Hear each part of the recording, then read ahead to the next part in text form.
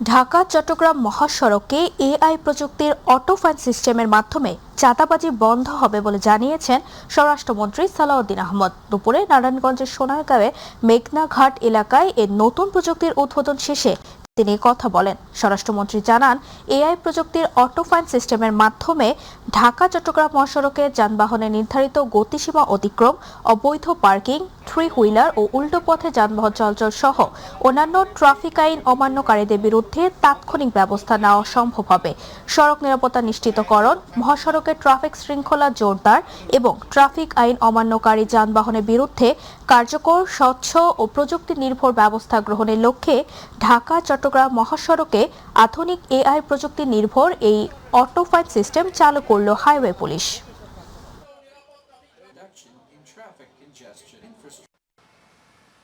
ঢাকা চট্টগ্রাম মহাসড়কের এই ব্যবস্থা চালুর মধ্য দিয়ে কিছু ভুল ত্রুটি যদি ধরা পড়ে সেগুলো সংশোধন করে পর্যায়ক্রমে বাংলাদেশের সকল মহাসড়কে এই ব্যবস্থা চালু করব ইনশাআল্লাহ। আর মহাসড়কে যে চাঁদাবাজি হয় সেটা মালিক পক্ষ থেকে হোক, শ্রমিক ফেডারেশনের পক্ষ থেকে হোক বা পুলিশের পক্ষ থেকে হোক, সব কিছু ক্যামেরায় যেহেতু রেকর্ডেড থাকবে, আশা করি এই প্রবণতাটা কমবে এবং আমি বিশ্বাস করি জনগণের সহযোগিতায় আমরা মহাসড়কে চাঁদাবাজি বন্ধ করতে পারব। দেশের ব্যস্ততম ঢাকা চট্টগ্রাম মহাসড়কে বেপরোয়া গতির কারণে প্রায় ঘটছে দুর্ঘটনা। দীর্ঘ প্রতীক্ষার পর অতিরিক্ত গতির লাগাম টানতে আজ থেকে মহাসড়কে চালু হয়েছে প্রযুক্তি নির্ভর এআই ক্যামেরা। এতে করে সড়কে শৃঙ্খলা ফিরবে বলে মনে করছে সাধারণ মানুষ। বিস্তারিত কুমিল্লা প্রতিনিধি আবু মুসার রিপোর্টে। মহাসড়কে ট্রাফিক আইন ভাঙলেই আবার গুনতে হবে জরিমানা। ঢাকা চট্টগ্রাম মহাসড়কে চালু হয়েছে কৃত্রিম বুদ্ধিমত্তা বা এআই প্রযুক্তি নির্ভর auto fine system. Dhaka Chattogram মহাসড়ক জুড়ে সচল রয়েছে 1427টি এআই ক্যামেরা, আর কুমিল্লার 105 কিলোমিটার অংশে রয়েছে 199টি ক্যামেরা। অতিরিক্ত গতি, ডাকাতি কিংবা কোনো দুর্ঘটনা ঘটলে যানবাহন শনাক্তকরণেও কাজ করবে এসব এআই ক্যামেরা। এমন উদ্যোগকে স্বাগত জানিয়েছেন মহাসড়কে চলাচলকারীরা। ইটিনের যারা বিশেষ করে তারা বেপরোয়াভাবে গাড়ি চালায় এবং বাসও অনেক সময় দেখা যায় অনেক বেপরোয়াভাবে চালায়, এগুলো আসলে কমে আসবে। জনকল্যাণে অবশ্যই এগুলা তার সুফল ভোগ করবে জনগণ। আগে আমাদেরকে চিন্তা গেলে রাস্তায় দৌড়ে ধরতো, এখন হয়তো ক্যামেরা থাকাতে হয়তো নাও ধরতে পারে। গাড়ি ঘোড়া যে চলবে, নিয়ন্ত্রণ ভালোভাবে থাকবে, অ্যাক্সিডেন্ট কম হবে। আর অ্যাক্সিডেন্ট হইলে এটা যে হাইওয়ে পুলিশ এটার মাধ্যমে তাদেরকে শনাক্ত করতে পারবে। এদিকে পরিবহন বিশেষজ্ঞরা বলছেন, মহাসড়কে নিরাপদ ও শৃঙ্খলাপূর্ণ যান চলাচল নিশ্চিত করতে আইনের কঠোরতার পাশাপাশি চালক, হেল্পার ও যাত্রী সাধারণকেও এগিয়ে আসতে হবে। এইটার মাধ্যমে আমরা রোডে যত প্রকার ডাকাতি, ছিনতাই, ছোটখাটো ক্রাইম, বড় ধরনের দুর্ঘটনা, হাইওয়ে হলো বাংলাদেশের হার্ডলাইন, অর্থনীতির মূল চাকা। এইটাকে নিরাপদ করা আমাদের সকলের দায়িত্ব। হাইওয়ে পুলিশ বলছে, আইন অমান্য করলে অটোমেটিক হয়ে যাবে মামলা। এই প্রযুক্তির ফলে মোবাইল ব্যাংকিং এর মাধ্যমে নিজেরাই করতে পারবেন মামলা নিষ্পত্তি। এই ক্যামেরাগুলো ইউজ করে আমরা মামলার অটোমেশন কার্যক্রমটা হবে। সে অপরাধ ডিটেক্ট করে মামলা হয়ে যাবে, সংশ্লিষ্ট যে গাড়ি ব্যবহার করে তার মোবাইলে মেসেজ চলে যাবে এবং ফাইনের পরিমাণটা সে জানতে পারবে। এআই ক্যামেরার নজরদারির ফলে ট্রাফিক আইন মানার ক্ষেত্রে চালকদের মধ্যে শৃঙ্খলা বাড়বে। পাশাপাশি দুর্ঘটনা কমাতেও এমন উদ্যোগ গুরুত্বপূর্ণ ভূমিকা রাখবে বলে মনে করছেন সাধারণ মানুষ। আবু মুসা, মাই টিভি, কুমিল্লা। ঢাকা চট্টগ্রাম মহাসড়কে আনুষ্ঠানিকভাবে চালু হয়েছে এআই প্রযুক্তি নির্ভর ক্যামেরা ভিত্তিক স্বয়ংক্রিয় অটো ফাইন সিস্টেম। মহাসড়কের 250 কিলোমিটার অংশে যানবাহনের চলাচল নজরদারির জন্য 1000-এর বেশি এআই ক্যামেরা স্থাপন করা হয়েছে। বেলা 12টার দিকে নারায়ণগঞ্জের সোনারগাঁও প্রান্তের কন্ট্রোল রুম এই কার্যক্রমের উদ্বোধন করেন স্বরাষ্ট্রমন্ত্রী। নতুন এই প্রযুক্তির মাধ্যমে অতিরিক্ত গতিতে গাড়ি চালানো, অবৈধ পার্কিং, উল্টো পথে যানবাহন চলাচল সহ বিভিন্ন ধরনের ট্রাফিক আইন লঙ্ঘন স্বয়ংক্রিয়ভাবে শনাক্ত করা হবে। পরে সংশ্লিষ্ট গাড়ির মালিকের মোবাইল নম্বরে SMS এর মাধ্যমে মামলার তথ্য ও জরিমানার বিষয়টি জানিয়ে দেওয়া হবে। চট্টগ্রামে চালু হলো BRT মহিলা বাস সার্ভিস। দুপুরে নগরের কালুরঘাট থেকে কাপ্তাই রাস্তার মাথা হয়ে পতেঙ্গা রুটে এই বিশেষ সার্ভিসের উদ্বোধন করা হয়। গোলাপি রঙের এই বাসে চালক, সহকারী ও যাত্রী সবাই নারী। উদ্বোধনী অনুষ্ঠানে উপস্থিত ছিলেন চট্টগ্রাম ৮ আসনের সংসদ সদস্য এরশাদুল্লাহ, বিভাগীয় কমিশনার ডক্টর জিয়াউদ্দিন, জেলা প্রশাসক মোহাম্মদ জাহিদুল ইসলাম মিয়া, পুলিশ কমিশনার হাসান মোহাম্মদ শওকত আলী, অতিরিক্ত ডিআইজি নাজিমুল হক এবং পুলিশ সুপার মাসুদ আলম সহ সংশ্লিষ্ট কর্মকর্তারা। শুধু নারীদের জন্য বাস চালু হওয়ায় যাতায়াতের নিরাপত্তা ও স্বাচ্ছন্দ্য বাড়বে বলে আশা যাত্রীদের।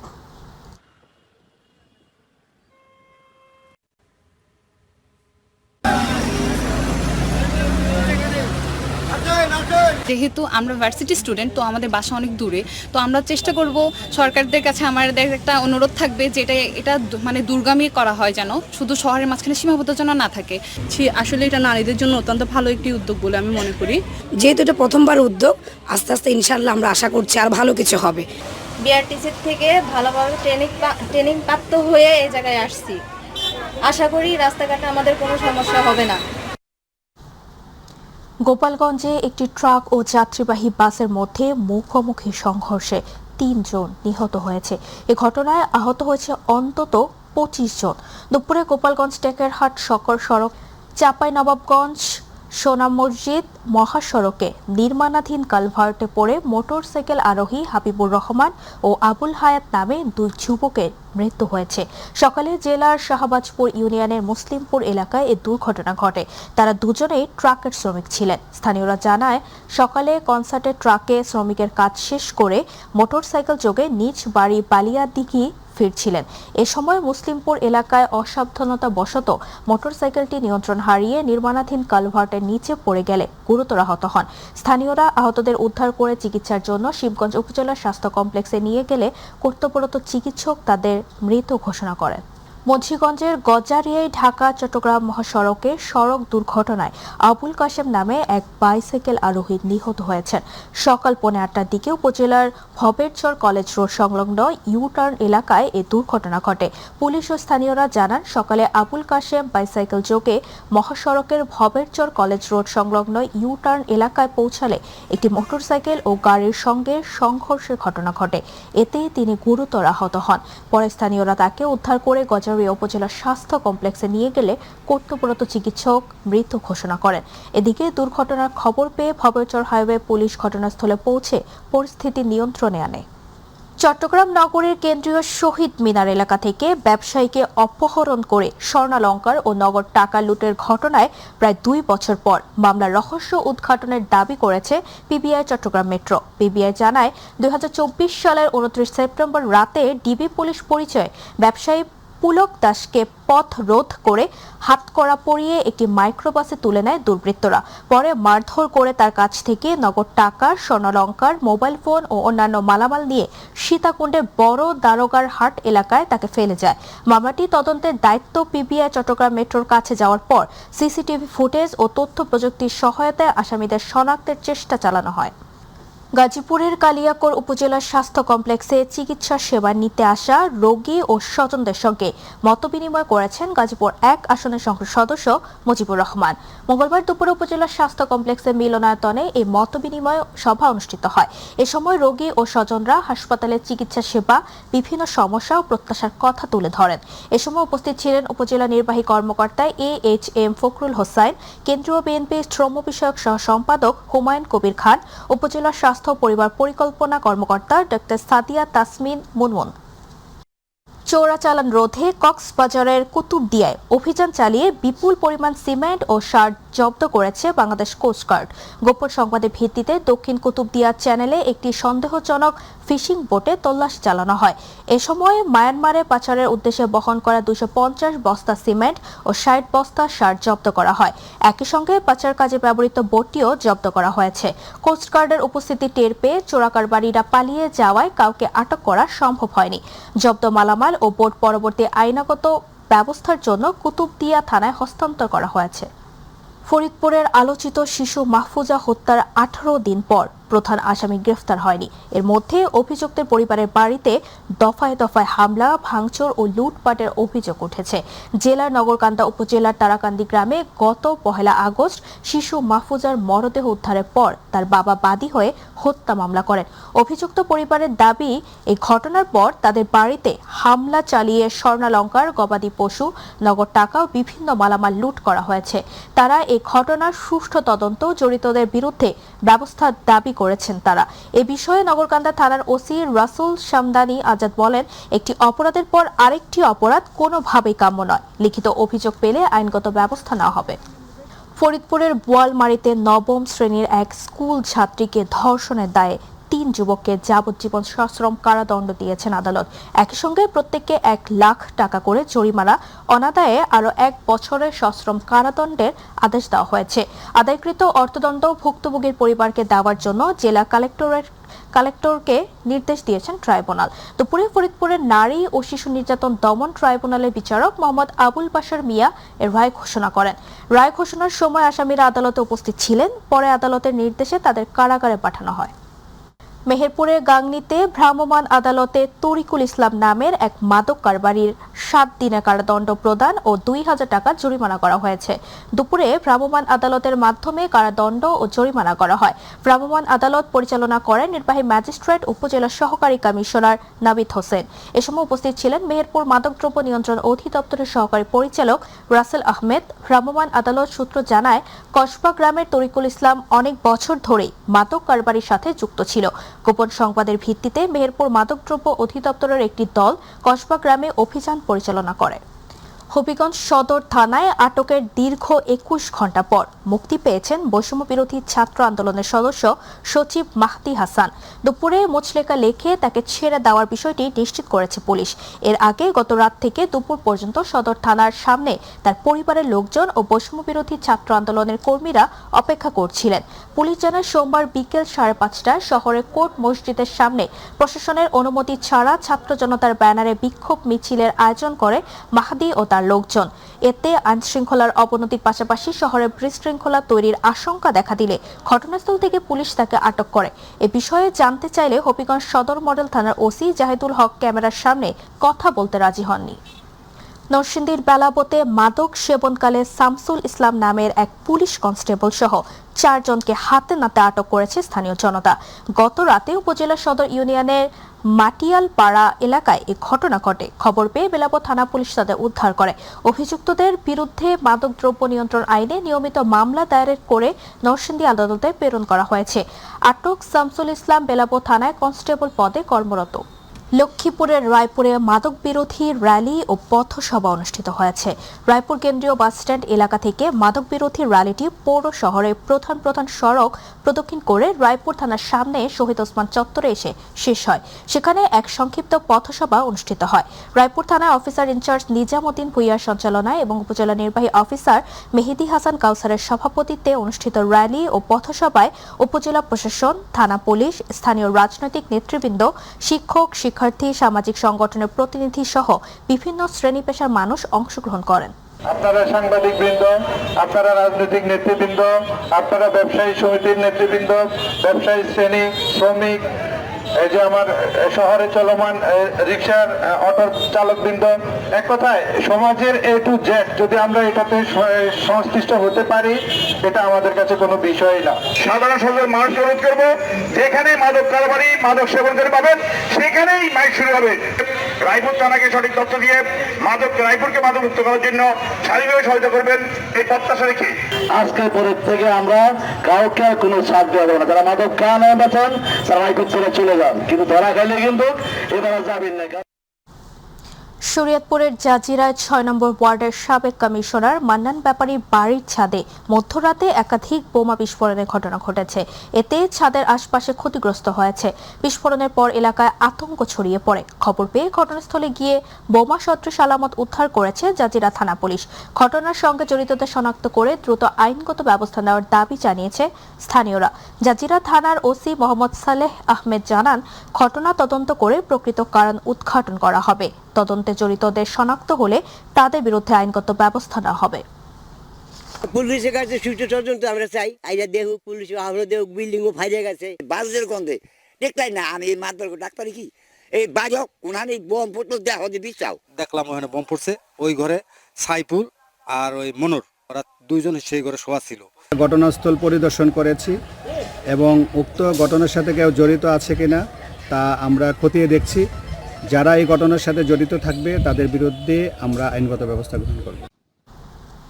যশোর শহরের মনিরামপুর উপজেলার বিল কাকুরিয়ার পানি স্বাভাবিকভাবে নিষ্কাশনের ব্যবস্থা না থাকায় দীর্ঘদিন ধরে জলাবদ্ধতার সৃষ্টি হয়েছে। ফলে একদিকে ফসল উৎপাদন ব্যাহত হচ্ছে, অন্যদিকে কৃষকদের ব্যাপক আর্থিক ক্ষতির মুখে পড়তে হচ্ছে। পানি নিষ্কাশনের দাবিতে স্থানীয় কৃষকদের পক্ষে মনিরামপুর উপজেলা নির্বাহী অফিসারের কাছে লিখিত অভিযোগ দায়ের করেন HM শামীম হোসেন। অভিযোগের পরিপ্রেক্ষিতে বিষয়টি সরেজমিনে পরিদর্শন করেন মনিরামপুর উপজেলা নির্বাহী অফিসার সম্রাট হোসেন। এ সময় তিনি জলাবদ্ধতার কারণ ও পানি নিষ্কাশনের প্রতিবন্ধকতা পর্যবেক্ষণ করেন এবং সমস্যার সমাধানের প্রয়োজনীয় উদ্যোগ নেওয়ার আশ্বাস দেন। মানিকগঞ্জের ঘিওরে সরকারের নির্ধারিত মূল্যের চেয়ে বেশি দামে সার বিক্রি ও কৃষকদের কাছ থেকে অতিরিক্ত অর্থ আদায়ের অভিযোগে তেরশ্রী বাজারে মেসার্স হাজী খোরশেদ হোসেন ট্রেডার্সকে 5,000 টাকা জরিমানা করা হয়েছে। অভিযান পরিচালনা করেন উপজেলা সহকারী কমিশনার ও এক্সিকিউটিভ ম্যাজিস্ট্রেট মোহাম্মদ তানফির হোসেন। এ সময় কৃষকদের কাছ থেকে নেওয়া অতিরিক্ত অর্থ ফেরত দেওয়া হয়। ম্যাজিস্ট্রেট জানান, সরকার নির্ধারিত মূল্যের চেয়ে বেশি দামের সার বিক্রি যাতে না করতে পারে এবং কৃত্রিম সংকট যেন তৈরি করতে না পারে সেজন্য প্রতিষ্ঠানটিকে সতর্ক করা হয়েছে। অভিযানে উপজেলা কৃষি কর্মকর্তা তাহমিনা খাতুন, ঘিওর প্রেস ক্লাবের সহ সভাপতি খন্দকার সোহেল রানা উপস্থিত ছিলেন। গাইবান্ধার গোবিন্দগঞ্জে লাইসেন্সের মেয়াদ উত্তীর্ণ সহ বিভিন্ন অনিয়ম প্রমাণিত হওয়ায় মডার্ন ক্লিনিক ও কনসালটেশন সেন্টার নামে একটি বেসরকারি ক্লিনিক সিলগালা করেছেন জেলা সিভিল সার্জন। অভিযানে নেতৃত্ব দেন গাইবান্ধার সিভিল সার্জন ডক্টর রফিকুজ্জামান ইসলাম। এ সময় উপস্থিত ছিলেন গোবিন্দগঞ্জ উপজেলা সহকারী কমিশনার তামশিদ ইহরাম খান এবং উপজেলা পরিবার পরিকল্পনা কর্মকর্তা মাসুদুর রহমান। অভিযানকালে ক্লিনিকটির লাইসেন্সের মেয়াদ উত্তীর্ণ সহ বিভিন্ন অনিয়মের প্রমাণ পাওয়া যায়। পরে সংশ্লিষ্ট কর্তৃপক্ষ ক্লিনিকটি সিলগালা করে দেয়। বরিশালে কর্মরত প্রিন্ট, ইলেকট্রনিক্স ও অনলাইন মিডিয়ায় কর্মরত মাঠ পর্যায়ের সাংবাদিকদের সাথে মতবিনিময় করলেন নবাগত রেঞ্জ পুলিশের ডিআইজি মোহাম্মদ জুলফিকার আলী হায়দার। দুপুরে নগরী পুলিশ লাইন্সের গ্রিল শেডে এই মতবিনিময় সভা অনুষ্ঠিত হয়েছে। সভায় তিনি বলেন, 24 আগস্টের পুলিশ আর এখনকার পুলিশ এক নয়। গত 2 বছরে সেই পরিবর্তনের পুরোপুরি সেরে উঠতে পারেনি। তাই সকলের সহযোগিতা পেলে দ্রুত সে ঘাটতি পূরণ হয়ে যাবে। পাশাপাশি পুলিশের কাজকে আরও সহজ ও আধুনিক করতে বরিশালের সাংবাদিকদের সহযোগিতাও প্রত্যাশা করেন রেঞ্জ ডিআইজি।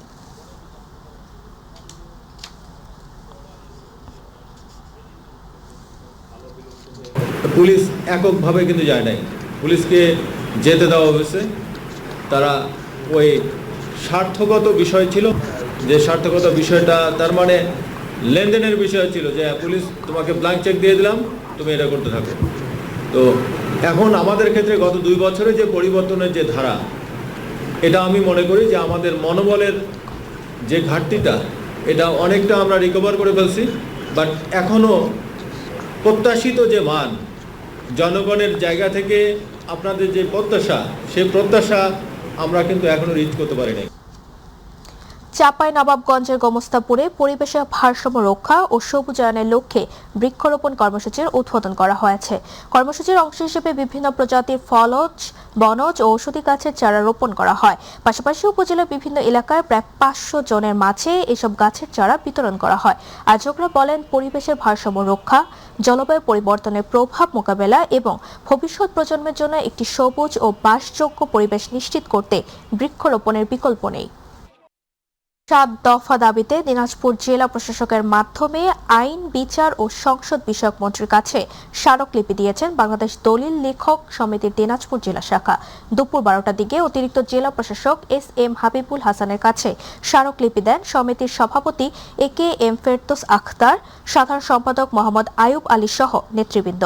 স্মারকলিপিতে বলা হয়, দীর্ঘদিন ধরে এসব দাবি বাস্তবায়নের জন্য আন্দোলন করে আসছেন দেশের প্রায় 2 লাখ দলিল লেখক। এরই ধারাবাহিকতায় 2025 সালের 8 ফেব্রুয়ারি ঢাকায় দলিল লেখক সমাবেশ, পরবর্তীতে বিভিন্ন জেলা ও মহানগরে সভা সমাবেশ ও লিফলেট বিতরণ কর্মসূচি পালন করা হয়। চট্টগ্রামে নানা আয়োজনের মধ্য দিয়ে অনুষ্ঠিত হয়েছে রোটারি ক্লাব অব আগ্রাবাদের 50তম ইনস্টলেশন অনুষ্ঠান। 2026-27 রোটারি বর্ষের নতুন নেতৃত্বের দায়িত্ব গ্রহণ উপলক্ষে নগরের একটি হোটেলে এই আয়োজন করা হয়। অনুষ্ঠানের প্রধান অতিথি ছিলেন বিজিএমই এর সাবেক সভাপতি ডক্টর রুবানা হক।